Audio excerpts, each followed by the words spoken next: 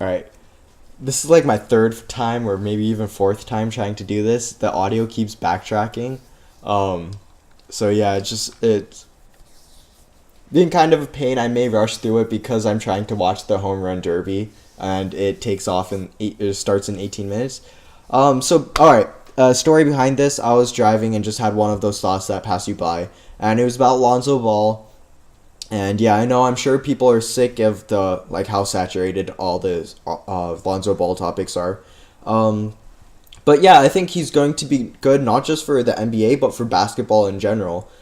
Because of like a few factors that I'll discuss in the video. So outside of the drama, like we all know that his dad's like a pretty outspoken guy, very boisterous in his claims, and because of that, the target kind of falls on Lonzo, and um, yeah, so he'll be a polarizing figure because of that. And polarizing figures are always good for the league, but I'm talking about basketball in general. So I'm trying to put this nicely.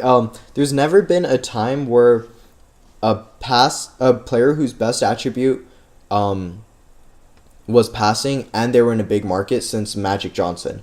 Um, there have been players like LeBron James, Jason Kidd, and Steve Nash, but they haven't also they like so each one there's kind of like a special case. LeBron, he's I think passing is easily passing and basketball IQ easily his best attributes. However, people know him most for his scoring and his athleticism.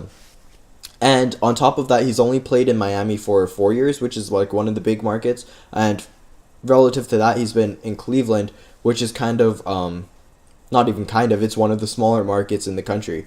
Then there's Steve Nash. He's played in Phoenix for most of his career, Dallas for a little bit before that. But Dallas wasn't the biggest market then. And he was in LA for a year. However, by then he was just really old and he had a lot of back issues, so he didn't get to see the floor that much when he was a Laker. And then also was Jason Kidd. What was a Kidd? He was in bigger markets like Dallas was a big market by the time he got there, but he wasn't the face of the franchise. And New York, he was on the Knicks for a very short time. But again, he was kind of like he wasn't the same Jason Kidd that people think of when they hear Jason Kidd. He was just at the end of his career. It's nothing bad. He was still a good player then, but he wasn't the Jason Kidd that was crazy athletic and a phenomenal passer and made all his teammates better like he was when he was in New Jersey. And again, New Jersey's kind of overshadowed by New York, so he didn't get that kind of following that Lonzo has the potential to. Even Magic Johnson, he was one of the guys. He was probably the biggest player in Los Angeles with the biggest following, and passing was his greatest attribute. However, there was Larry Bird, whose shooting was his best attribute, and it was kind of like there was a split in the NBA between Larry Bird and Magic Johnson, East Coast, West Coast kind of thing. And on top of that, Kareem was also on his team, and Kareem was one of the best scorers of all time, arguably the greatest scorer of all time. And then shortly after Magic Johnson's career came up Michael Jordan, and lo and behold, his strongest aspect of the game was scoring. So yeah, Lonzo he has great potential to change how basketball is looked by its followers. So because Lonzo's best attributes is passing, seeing the game really fast, knowing where to put his teammates in order for them to succeed, it may finally be a sexy thing to do. Recently, Curry's been taking over the league with his 3-point shooting. However, he's an anomaly. Like anyone can learn to be a good shooter, but no one can learn to shoot like Curry. So it's cool to see the impact he's had on the game, and kids who are trying to learn to play like him, but they just can't do it. Like it sucks to hear, but it's just fact. Like Curry is like a complete anomaly. He's like one in a million. No one's going to have the intangibles, the passing, the ball handling, the ability to shoot off the dribble, and be able to shoot like lights out pretty much, be the best shooter in the league. And then before that was Kobe, who by the time he was the face of the NBA, he was in the tail end of his career, so he wasn't doing all those crazy dunks he used to, like he did when he had the afro and all that. By then he was what's it called? He did most of his damage in the mid post, and he used exceptional footwork and knew how to play the angles along the baseline to the elbow really well, and that's so people tried to emulate his turnaround jump shot. However, that's a tough shot to make. It's a tough shot to guard, but again, it's a tough shot to make. So it's not the most efficient shot. You have to be really.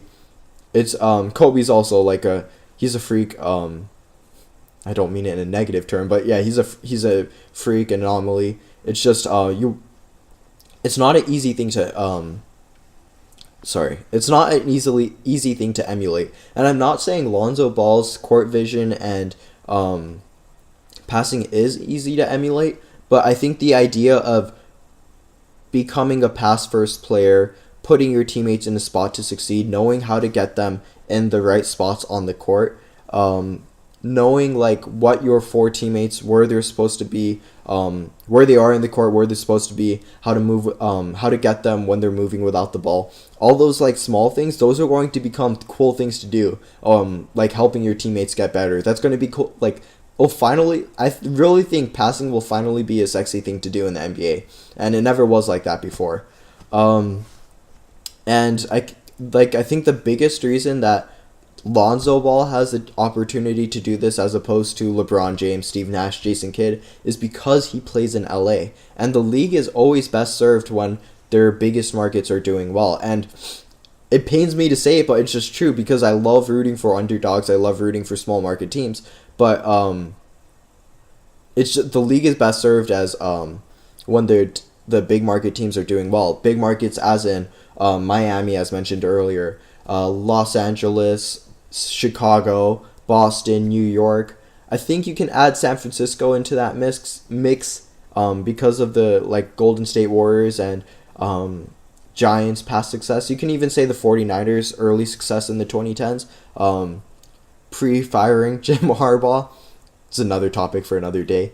Yeah, so like because he's in a big market, he's not just going to be a national icon, he's going to be a global icon, because when foreigners look at our game, the teams they're usually looking at are the most iconic cities: New York, Los Angeles, Miami, Chicago, so on and so forth.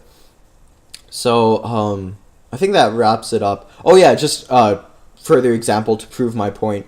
MLB right now is having its best ratings in a long time, and I think that's because Chicago's doing they just came off a World Series ring, and they're kind of underperforming, but they're still above 500, so it's still good enough baseball for people to watch and gravitate towards.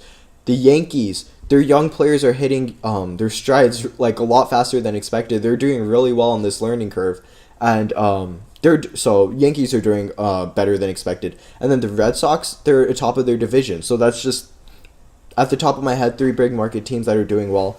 I think Miami Marlins are doing pretty well. I wouldn't say they're a baseball town though. At the top of my head, the Dodgers. Dodgers are one of the best teams in MLB. They have the best record in the NL. Yeah, but I think that covers everything. Sorry if I rushed it. I was so annoyed because I had to do this like 3-4 times because of the mic backtracking. Hopefully it doesn't do that again, because I really want to watch the home run derby. It's going to be a lot of fun this year. I think that covers it. I'd really appreciate it if I got any feedback. I know this is still like SportsKop has a lot to improve on, and if I hear from the audience through comments, through ratings, and if you like our stuff, maybe subscribe. But if through those things, it'll give me like a guidance point of what we can do better, and yeah, I'd really appreciate that, so we can make something of this. So thank you for watching. I think that covers everything I wanted to say, and have a good rest of the day.